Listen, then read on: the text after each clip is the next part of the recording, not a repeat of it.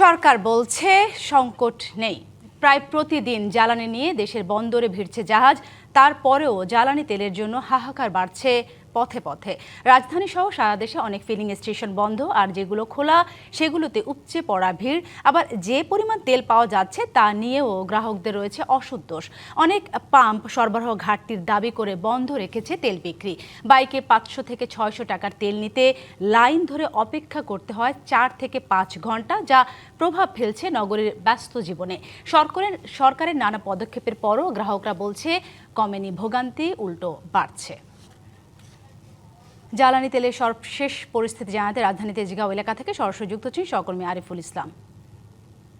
আরিফ, সেই একই চিত্র, তেল আছে তেল নেই, সরকার বলছে মজুদ আছে। এদিকে আমরা দেখতে পাচ্ছি জাহাজগুলো জ্বালানি পণ্য নিয়ে বন্দরে ভিড় করছে, কিন্তু তারপরেও পাম্পগুলোর সেই একই অবস্থা। পাম্প মালিকদের দাবি ডিপো থেকে তেল সংগ্রহ করা হচ্ছে না। ভোগান্তি কিন্তু পড়ছে সাধারণ মানুষের উপরে।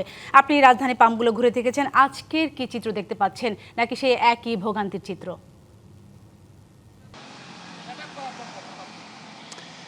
একই ভোগান্তির চিত্র কিন্তু সাথে আমরা প্রতিদিনই দেখছি, কিন্তু একটি বিষয় সেটা হচ্ছে সোমবার থেকে সরকারের পক্ষ থেকে তেলের যে সরবরাহ সেটা কিন্তু প্রত্যেকটা পাম্পেই দ্বিগুণ করা হয়েছে, যাতে করে এই যে জটিলতা বা এই যে ভোগান্তি, সেই ভোগান্তি এড়াতেই মূলত সরকারের এমন সিদ্ধান্ত। তারপরেও যেন কিছু হচ্ছে না, কারণ হচ্ছে প্রতিটা জায়গাতেই এই দীর্ঘ লাইন, ঘন্টার পর ঘন্টা। আমি যে জায়গাটিতে দাঁড়িয়ে আছি, যে পাম্পের সামনে, প্রত্যেকেই আসলে যার জায়গা থেকে বিভিন্ন অভিযোগ আকারেই কিন্তু আমাদের কাছে তথ্য দিচ্ছেন। যেমনটা বলছিলেন যে রাজধানীর অধিকাংশ পাম্প বন্ধ, এমনকি যেগুলো খোলা রয়েছে সেখানেও উপচে পড়া ভিড় এই যানবাহনের, এমনকি লাইনের যে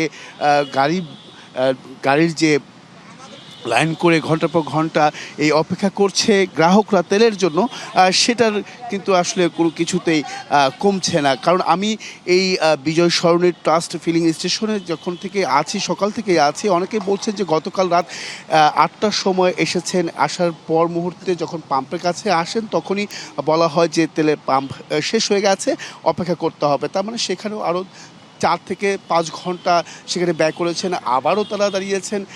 আমি ভরসা রাখি হিরন স্মার্ট ওয়াটার পিউরিফায়ারে। এভাবে কিন্তু বলা যায় যে প্রায় 12 ঘন্টা, এবং কি তারা বরাবর বলছেন যে এই 12 ঘন্টা না, 24 ঘন্টার মতোই হয়ে যাচ্ছে তাদের এই সময় যে অপচয় হচ্ছে এই লাইনে দাঁড়িয়ে থাকার কারণে। তাতে তাদের যে কর্মক্ষেত্রেও সেটা কিন্তু আসলে ব্যাঘাত ঘটছে, এবং কি বলা যায় যে অনেকটাই স্থবির হয়ে পড়েছে তাদের কর্মস্থল। এমনকি অনেক সময় যে সমস্ত প্রতিষ্ঠানে কাজ করেন সংশ্লিষ্ট যারা আছেন তাদেরকে আসলে বোঝানো সক্ষম হচ্ছে না, তাতে আসলে তাদের জীবিকার যে মান সেটা কিন্তু একেবারেই নেমে গেছে এই তেলের কারণে। এই সমস্যার সমাধানে আসলে কতদিন নাগাদ এই সমস্যার সমাধান হবে সেটা নিয়ে আসলে দুশ্চিন্তায় আছেন, যেহেতু মধ্যপ্রাচ্যে যে যুদ্ধ, সেই যুদ্ধের কারণে আজকে এই তেলের সংকট। সরকার বারবারই বলছেন যে তেলের যথেষ্ট পরিমাণ মজুত রয়েছে, তারপরেও কেন এই ধরনের সংকট, সেটা আসলে এটা একটা বিষয় তারা কিন্তু বরাবরই লক্ষ্য করছেন, এবং কি তারা একটি দাবি করছেন যে যত দ্রুত সম্ভব এই সংকট নিরসনে সরকার প্রয়োজনীয় পদক্ষেপ নেবেন আরও জোরালোভাবে। সেই দাবিটাও কিন্তু আমাদেরও সেই একই প্রত্যাশা, সরকার জ্বালানি সংকট নিয়ে যথেষ্ট জোর দিবেন এবং এই সমস্যার একটি দ্রুত সমাধান আসবে। ধন্যবাদ আপনাকে।